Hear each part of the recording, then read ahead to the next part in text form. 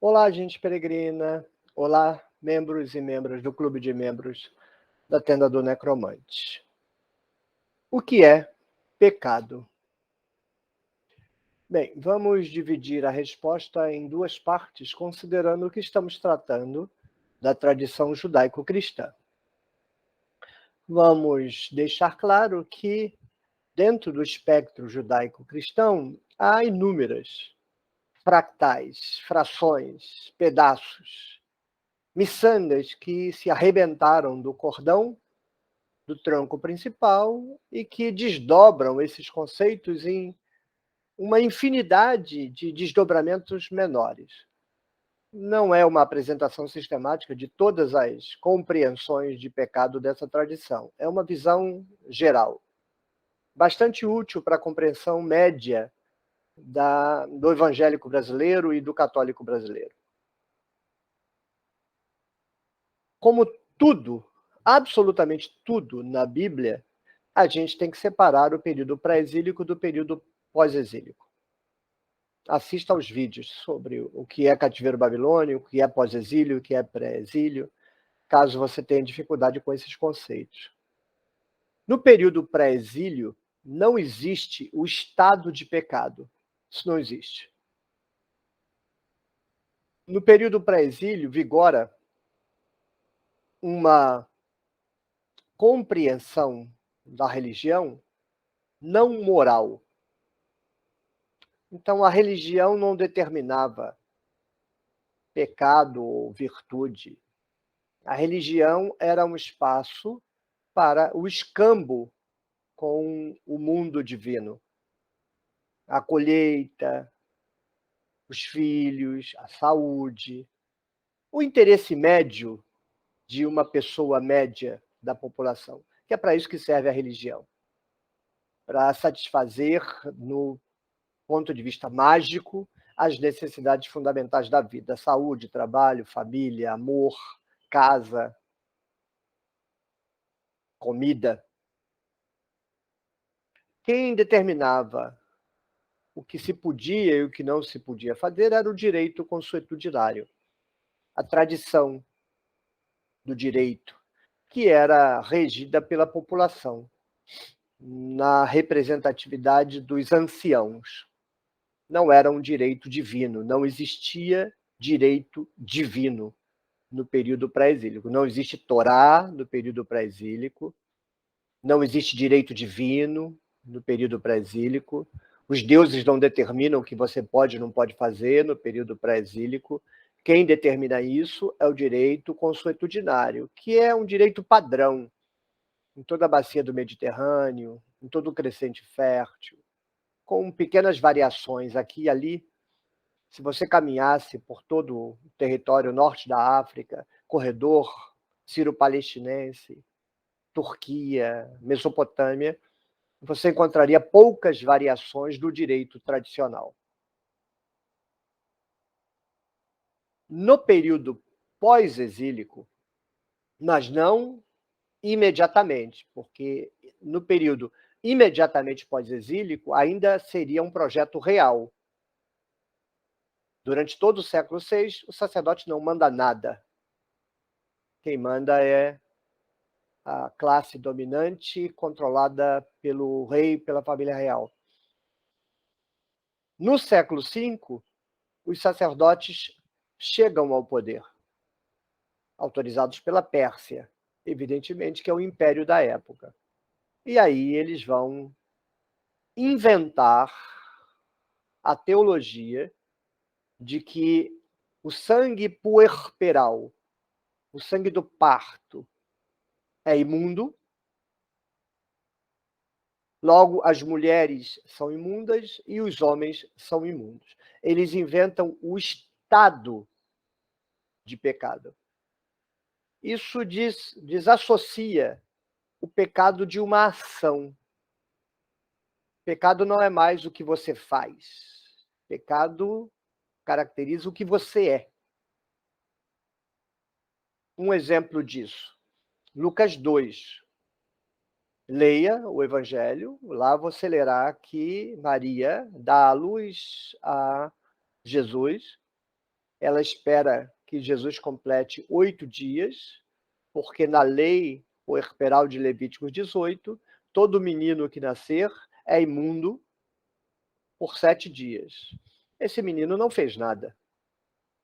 Esse menino não cometeu nenhuma ação para que você pudesse caracterizar a ação dele como um pecado. É porque ele nasceu. Nasceu de útero de mulher. Então é imundo. Ponto. Então Maria pega Jesus, o imundinho, ela também, Maria imunda. Aí vai a Maria imunda e Jesus, o imundinho, ao templo de Jerusalém com 2 rolinhas. O sacerdote, então, fará o sacrifício pela imundície de Maria e por Jesus, o imundinho. Ele roda a rolinha na cabeça de Jesus para o castigo de que Jesus é merecedor. Mas Jesus é merecedor de que castigo? É um bebê. Mas é a patologia da desgraça, da doença, da religião. Dessa teologia maldita. Então, o menino não fez nada contra ninguém, não sabe nem contar 1 mais 1 ainda, tadinho. Bobear, nem abriu o olho ainda. Já tem uma sentença de morte sobre ele. Então, a sentença é transferida para a rolinha, quebra o pescoço da rolinha, joga para lá, aí depois faz em Maria, imunda, e faz a mesma purificação em Maria. Isso para exemplificar o que significa dizer que é um estado. Não há nada que a pessoa possa fazer para não ser pecadora, deixar de ser pecadora. Ela nasce. Nasceu é pecador. O sacerdote inventou essa teologia como uma tarrafa, uma rede de pesca, para colocar toda a população enredada na ótica do pecado e obrigar a população a precisar dos serviços de salvação do Templo de Jerusalém. É uma corda de amarrar escravo. E tem um detalhe muito significativo nisso. Até mais ou menos o período, o início do período pós-exílico, a culpa numa cidade era uma culpa considerada coletiva. Se um cometesse uma infração, a culpa recairia sobre todos. A partir do período pós-exílico, eu precisarei, a partir dos sacerdotes de Jerusalém, a culpa passa a ser individual. Vamos analisar a lógica dos 2 modelos.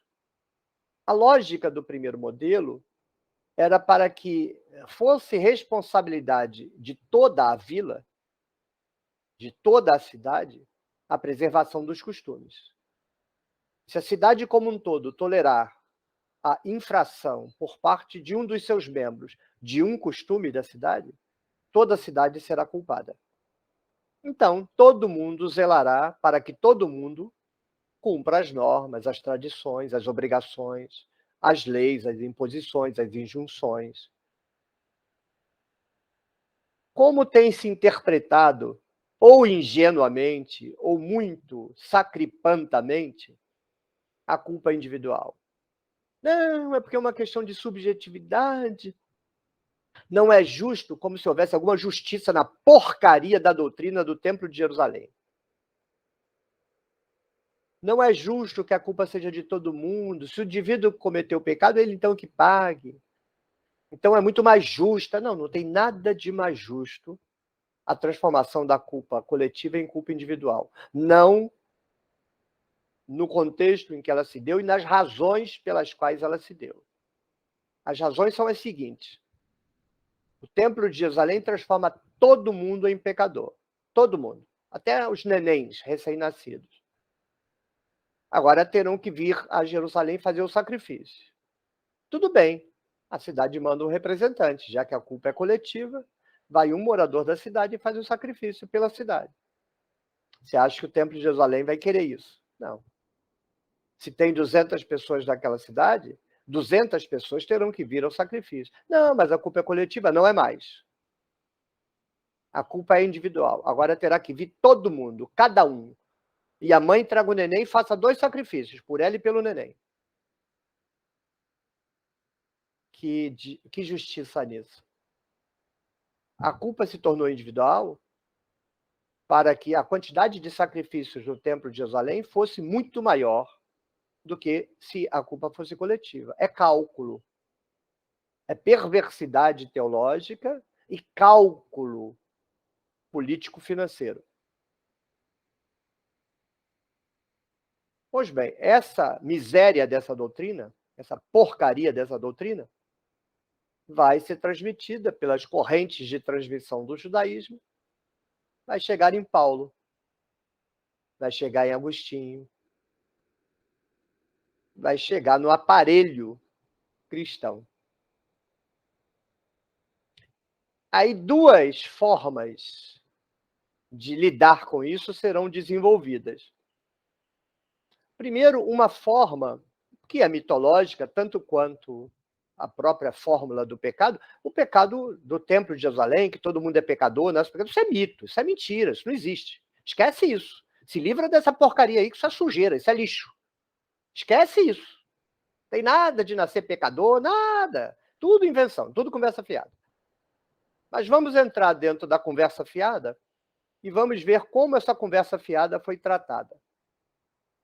Numa forma de tratar com isso, compatível, muito compatível, é a forma sacramental. A forma sacramental de lidar com o pecado que o Templo de Jerusalém perfidamente inventou é compatível. Porque assim, você tem culpa de Adão e Eva? Não. Você tem alguma culpa do sangue de sua mãe ser imundo? Não. Você escolheu nascer imundo? Não. Então por que você é imundo? Porque eu nasci. Então o pecado, ele age de modo todo-poderoso, sim. Você não precisa escolher ser pecador, você não precisa levantar a mão. Não. Nasci, sou pecador. Ok, então a salvação será igual. Jesus já morreu, a salvação já está lá.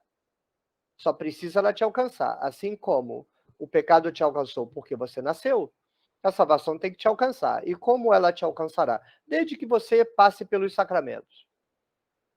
São 7 sacramentos. Os sacramentos são portais. Então, se você tiver acesso a um dos sacramentos, a salvação de Jesus te alcança. Beleza, perfeito. Então, batismo. O batismo salva. A crisma, a extrema-unção, o casamento, a ordem eclesiástica, a confissão auricular. Então, o sacramento é uma espécie de antídoto para a doença podre que o sacerdote inventou. Um antídoto inventado para uma doença inventada. Um mito para um mito. Mas faz sentido, entende? O sacramento é uma vacina. Você vai lá, dá o braço, tum, pronto, acabou. Assim como o pecado chegou até você, a salvação chega até você. Beleza.